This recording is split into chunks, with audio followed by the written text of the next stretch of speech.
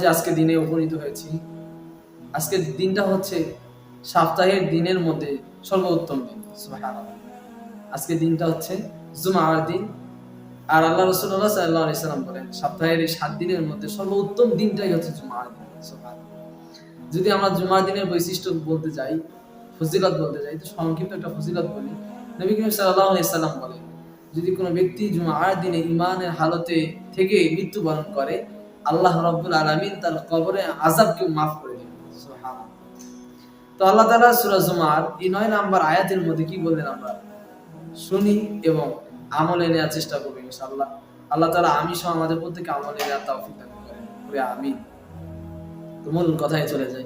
তো আল্লাহ তাআলা বললেন, ইয়া আইয়ুহাল্লাযীনা আমানু, হে ঈমানদারগণ, আল্লাহ ডাকতেছেন, হে ঈমানদারগণ, যারা তোমরা ঈমান এনেছো, আমি আল্লাহর উপর বিশ্বাস করেছো, রাসূলের উপর বিশ্বাস এনেছো, পরকালে ধাবিত হতে হবে, পরকালে আমার সামনে তোমরা উপস্থিত হবা, হাজির নাজির হতে হবে। আমি আল্লাহর কাছে এসে তোমাদের প্রত্যেকটা আমল আমি আল্লাহ তাআলা তোমাদেরকে প্রকাশ করব। যারা এই পরকালের উপর ঈমান এনেছো তাদেরকে আল্লাহ ডাক দিয়েছে, ইয়া আইয়ুহাল্লাযীনা আমানু, হে ঈমানদারগণ। কি বললেন আল্লাহ? ইয়া আইয়ুহান নাস বলেন নাই কিন্তু ভাই। আপনার মতো আমার মতো যারা ঈমানদার দাবি করি, মুসলিম যারা পরিবারে জন্মগ্রহণ করেছে, আল্লাহ তাদেরকে ডাক দিয়েছে, ইয়া আইয়ুহাল্লাযীনা আমানু, হে ঈমানদারগণ। ইদা, যখন, নুদিয়া, তোমাদেরকে আহ্বান করে, যখন আহ্বান করে, নুদিয়া মানে কি? আহ্বান করা, ডাকে, তোমাদেরকে আহ্বান করে কিসের জন্য? ইদা নুদিয়া লিস-সালাত, নামাজের জন্য যখন তোমাদেরকে আহ্বান করা হয়। সুবহানাল্লাহ। আল্লাহ বলতেছেন, হে ঈমানদারগণ, যখন তোমাদেরকে নামাজের জন্য আহ্বান করা হয়, ডাক দেয়া হয়, কবে? মিন ইয়াউমিল জুমআতি। সুবহানাল্লাহ। আল্লাহ বললেন কোন দিন? শনিবার, রবিবার, সোমবার, কোনো দিন নয়। আল্লাহ বলেন মিন ইয়াউমিল জুমআতি, যখন তোমাদেরকে জুমার নামাজের জন্য আহ্বান করা হয়। আল্লাহ তাআলা নির্দিষ্ট করলেন মিন ইয়াউমিল জুমআ, জুমার দিনটাকে আল্লাহ তাআলা নির্দিষ্ট করলেন।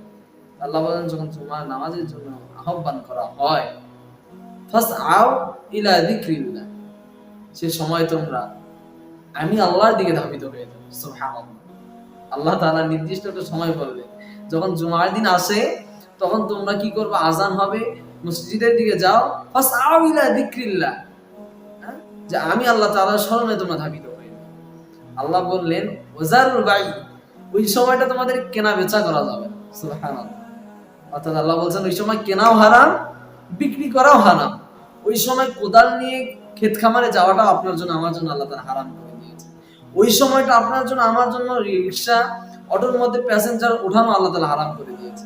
ওয়াজারুল বাইয়া, আল্লাহ বলেন কেনা বেচার টোটালি সব অফ করতে হবে।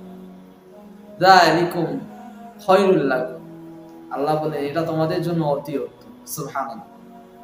যেখানে আল্লাহ বলতেছেন এটা আমাদের জন্য অতি উত্তম, এর থেকে ভাইয়া অন্য কিছু ভালো হতে পারে?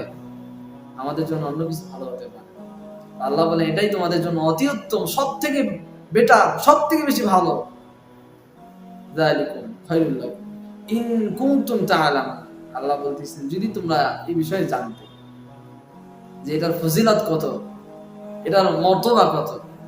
এই জন্য ভাই আজকে জুমার দিন আমরা যতটুকু জানলাম, আল্লাহ তাআলা এই দিনের সম্পর্কে আমাদেরকে সতর্কবার্তা দিলেন, আমাদের এই দিনের করণীয় সম্পর্কে আল্লাহ তাআলা আমাদেরকে জানিয়ে দিয়েছেন এই আয়াতের মধ্যে। এই জন্য আমাদের উচিত আজকে জুমার দিন আজান হবার পূর্বে, আল্লাহ আজানের সময় বলছেন যে মসজিদে বা আল্লাহ তাআলার স্মরণে ধাবিত হবো, তো আমাদেরকে আজানের আগেই তো প্রস্তুতি নিতে হবে।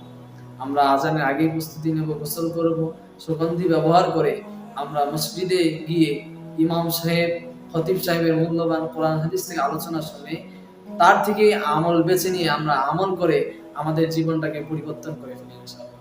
আল্লাহ রাব্বুল আলামিন আমি সহ আমাদের প্রত্যেককে জুমার সময়, জুমার দিনে অতি ফার্স্ট মসজিদে গিয়ে কোরআন হাদিসের কথা শুনে তার উপর আমল করার মতো তৌফিক আল্লাহ তাআলা প্রত্যেককে দান করেন। সকলে পড়ি আমিন।